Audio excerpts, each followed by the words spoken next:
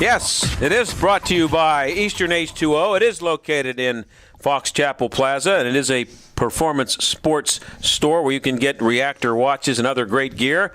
And it is Steigerwald versus Fedko. Or do you like V Fedko? Either one's fine with me. Okay. It's acceptable. We were talking about, and I don't think there's going to be any too much conflict on this one. We were talking with Ken about this unbelievably ridiculous rule that they're coming out with. The NFL is proposing about a running back not being able to use the crown of his helmet during a run. Here's what it says here, John. Okay.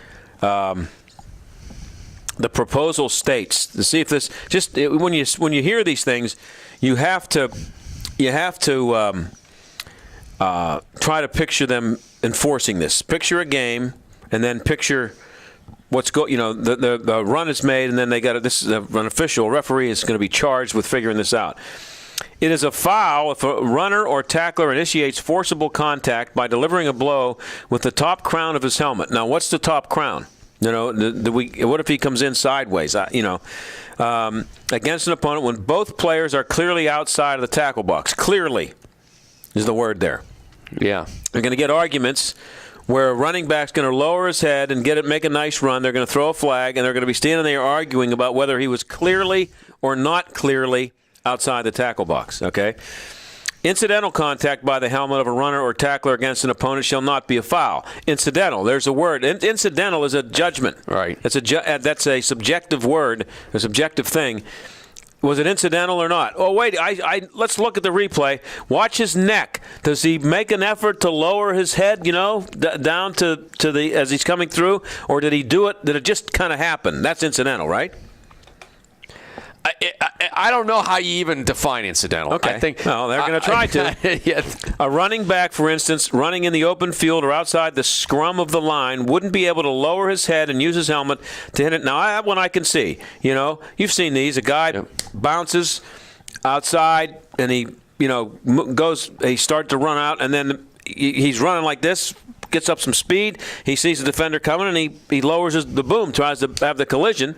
Well, that's a pretty obvious one. You're not allowed to do that anymore. So now when you're running, you get the pitch, you're running like this, you're running, and you're making that turn toward the line, you got to run in like this. I just straight up like this. It's just unbelievable. It is unbelievable. And you know what? The thing about it is, being a running back in the NFL is one of the most brutal positions you play. You're supposed to be able to deliver the blow. Right. Well, if the average life of a running back, and it's famous, most people know this, is 3 years. Right. The average life of a running back in the NFL is 3 years. Take a look at Rashard Mendenhall as a perfect example, okay? Yeah. I mean, you just don't last because the beating you take. You just take an enormous, brutal beating. And now they're going to legislate the way running backs can run a ball. It is insanity. We're living in 1984. The book 1984, written by Orwell, which we all read, back in 1968. Yeah. And it describes many of the things that are happening now in the world. And this is an Animal Farm, another one. Okay. This is just it's government, whether it's the NFL government or our government, whatever, just completely out of control. I mean, if you would have mentioned this rule in 1967 to Vince Lombardi, could you imagine what Vince Lombardi would say about this rule? This whole thing of Jim Taylor lowering his helmet, we think we need to cut that out. He'd punch you. Yeah. If you even mention it to him, we wouldn't even have a response to it. But here's the sick thing. Here's the sick thing now. The head of the committee is right there's the problem. The head of the committee. The competition committee. Yeah. Right. That's right out of 1984 Animal Farm. I think his name is John McKay. Former Tampa Bay Buck guy. Yeah, here's what he says. We really think the time has come that we need to address the situation in space when a runner or tackler has a choice as to how they are going to approach the opponent. You can't make that choice ducking your head and delivering a forcible blow with the top crown of your helmet. We are trying to protect the runner or the tackler from himself in that instance. We realize this is a major change for players and coaches, so we want the obvious foul. Now, this is what's his name? Jeff Fisher, the coach now of the St. Louis Rams, former Titans coach, said that he and fellow committee member and Bengals coach Marvin Lewis, quote, don't feel like it is going to be difficult to explain it and to coach it. Okay. Peter King says, I canvassed 5 teams Sunday and found support for this proposal, but it will probably be close. 24 votes needed for passage. So I think one of the problems is that the people who are running the league are too close to the situation. They don't get it. They don't understand that they're ruining their own game. They love the game. They think that they look at the TV ratings, which are through the roof still. They look at the money rolling in, and they don't realize that they've got a carcass there that they're just pecking to death, and it's going to be gone pretty soon, and that they can't possibly be spending enough time imagining this in real life in a game. When there's every time there's a pass now, what do you see? You see the receiver going, throwing the flag up in the air, like where's the interference? Now every time there's a run, you're going to see the somebody complaining that they want the helmet rule call. This is about money. That's what it's about, John. This is my opinion. Okay, always follow the money. They're afraid about because these concussion lawsuits. The concussion is the big thing. There's been national stories. Is football going to be over because of concussions?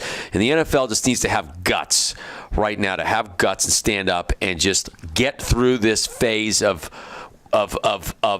this era, litigation, okay? Right? Yeah, I don't know. Maybe they know something we don't know. Maybe there's about 1,000 lawsuits heading down the pike, which may be coming. I don't know, from some of these former NFL players, and they're going to say they were all playing with concussions, and they're going to blame the NFL for it. I'm telling you, this all comes down to the fear of concussions and fear of lawsuits. Yeah. That's what this is all about. Quit playing. I'm not saying Fisher and these coaches are saying it, but they're just being good foot soldiers. Yeah. This stuff is coming down because of a fear of lawsuits. It goes back to a larger problem in our society, in our country, where everything's being litigated. And the bottom line is, it's the very, very, very infancy of the beginning of the end. Just like we're seeing the beginning and the end of our country. If you want to go into another political show, we're seeing it. Our country's going to come to an end if we keep going down the path we're going down.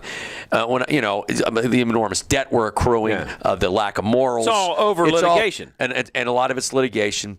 The NFL and I think it started I think it's been going on now for 30 years. The NFL was at its absolute height in the 70s. It was at its absolute height. I mean, it had overtaken everything. It was taking the country by storm.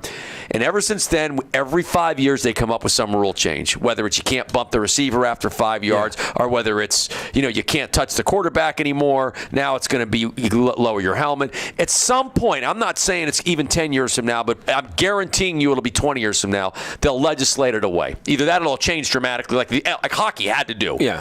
Because the fans are going to wake up and they're going to be sick of seeing a flag thrown on every play. Remember, Steigerwald versus Fedko is brought to you by Eastern H2O, located in the Fox Chapel Plaza, and that's where you can get Reactor watches, and it is a performance sports store.